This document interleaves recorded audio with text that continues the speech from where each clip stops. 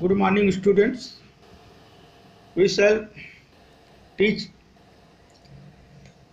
about lesson to the pupils. English first. In this poem, the poet tells his readers that students are like birds. As birds open their petals slowly.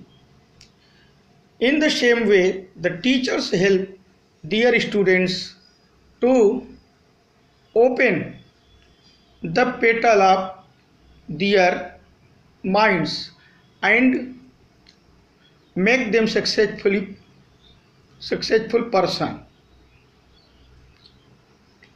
A teacher feels proud when she saw her students in the fame of success. He thinks he has not lived in vain. तो dear student, इस chapter में poet कहता है अपने पाठकों से यानी student से कि ये जो स्टूडेंट होते हैं ये लाइक बर्ड होते हैं। लाइक बर्ड्स मीन्स कलियाँ, फूलों की जो कलियाँ होती है, तो उसी कली के प्रकार से होते हैं जैसे फूलों की कलियाँ होती है। और जो ये birds open there petal slowly, और ये बर्ड्स क्या करते हैं, अपने पेटल को, अपने कलियों को, अपने पंखुड़ियों को धीरे धीरे खोलता है। उसी प्रकार से एक टीचर शिक्षकों की सहायता से, यानी शिक्षक सहायता करके अपने स्टूडेंट के मस्तिष्क को, माइंड को उन कलियों के समान धीरे धीरे खोलता है और उन्हें क्या बनाता है, सक्सेसफुल पर्सन्स, एक सफल व्यक्ति बनाता है। और जब सफल व्यक्ति बना लेता है तो वह सोचता है कि he has not lived in wine, कि उसका जीवन व्यर्थ नहीं गया, यानी अब उसका जीवन क्या हो गया, सार्थक हो गया, उसका जीवन सार्थक हो गया। Next paragraph, expanding like the petals of young flower, expanding like the petal of young flowers, यानी I watch the gentle opening of your minds. कह रहे हैं कि आप लोग किसके समान हैं, एक पेटल यंग फ्लावर के, जिस तरह से कलियां होती हैं उसी प्रकार से आप लोग जो है बिगिनिंग में, ओपनिंग में उसी के समान हैं। और मैं देखता हूँ, क्या देखता हूँ, gentle opening of your mind, आपके मस्तिष्क का धीरे धीरे, जेंटल माने विनम्रतापूर्वक या हम्बली ओपनिंग, धीरे धीरे जो है आपके मस्तिष्क की शुरुआत होती है। And the sweet loosening of the spell that binds your intellectual energies and powers, किस प्रकार से धीरे धीरे खुलता है। एंड द स्वीट लूजिंग, धीरे धीरे खुलता है, ढीला होता है।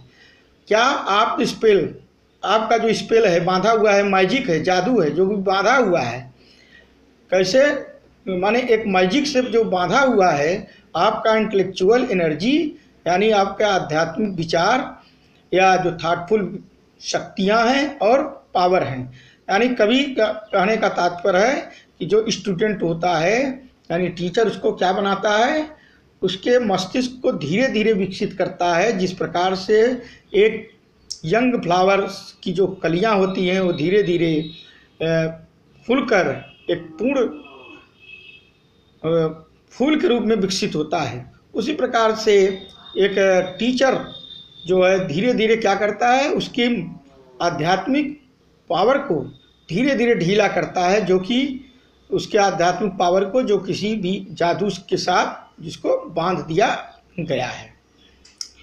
That stretch like young birds in soft summer hours, खिंचाव किया जाता है, खिंचाव करती है कौन, like young birds in the soft summer hours, Komal summer में जब गर्मी की धीरे धीरे प्रारंभिक अवस्था आती है तो पंछी, ये यंग बर्ड्स जो होते हैं, पंछियों के बच्चे, ये क्या करते हैं, प्रयास करते हैं, क्या, किस चीज़ का, their wings to try their strength, अपनी शक्ति का परीक्षण करते हैं। कैसे करते हैं, their wings to try their strength, oh how the winds of circumstance, चाहे कितने भी प्रतिकूल हवाएं हों, चाहे कितनी भी प्रतिकूल हवाएं हों ऑफ सर्कमस्टेंस या and pressing April showers of early knowledge, या अप्रैल के महीने की जो बौछारें होती हैं, शावर्स होती हैं, चाहे वो हो, चाहे कितनी भी कठिन परिस्थितियां हों, वो अपने शक्ति का परीक्षण करते हैं पंखों को फैलाकर। आप early knowledge and unnumbered kinds of new perceptions set there in place, उसी प्रकार से आपके प्रारंभिक ज्ञान और असंख्य प्रकार की जो नई अनुभूतियाँ प्रदान होती हैं, वो प्रभाव डालती हैं, प्रभावित करती हैं। परसेप्शन इज अनुभूति, व्यू पॉइंट विचार बिंदु, ये क्या करते हैं, या प्रभावित करते हैं। अप्रैल शावर्स यानी अप्रैल के महीने की जो बौछारें हैं, उसी प्रकार से आपके जो प्रारंभिक ज्ञान है और असंख्य प्रकार की जो नई अनुभूतियाँ हैं, वो आपको क्या करती है, प्रभावित करती है। यानी प्रारंभिक अवस्था में धीरे धीरे ये जो बालक है, शिष्य है, अपने मस्तिष्क को खोलता है और उसको शिक्षक धीरे धीरे उसके अंदर नई नई ऊर्जा के स्रोतों को देते हैं। And how you worship truth ऑमनीपोटेंस,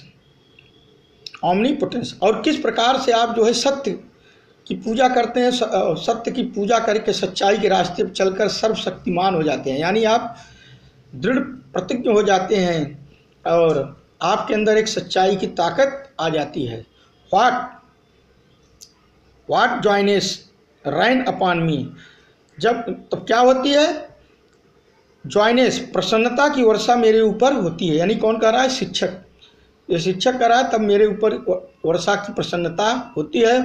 when I सी, जब मैं देखता हूँ, fame in the mirror of futurity, भविष्य के दर्पण में आपकी प्रसिद्धि को देखता हूँ, नेम एंड फेम को देखता हूँ। Weaving the chaplet you have yet to gain, और फूलों का हार क्या होता है, बुना जाता है आपको देने के लिए, माने आपके प्राप्ति के लिए फूलों का हार दिया जाता है। तब अरे देन आई फील, तब मैं महसूस करता हूँ कि I have not lived in vain, कि मेरा जीवन व्यर्थ नहीं गया। अर्थात कहने का मतलब है कि जब शिक्षक ये देख लेता है, उसके पढ़ाए हुए यानी उसकी दी हुई शिक्षा से बालक का पूर्ण रूप से विकास हो जाता है और वह नेम और फेम यानी प्रसिद्धि प्राप्त करने लगता है। तब शिक्षक एट लास्ट ये विचार करने लगता है कि फाइनली कि वह उसका जीवन व्यर्थ नहीं गया। Thank you.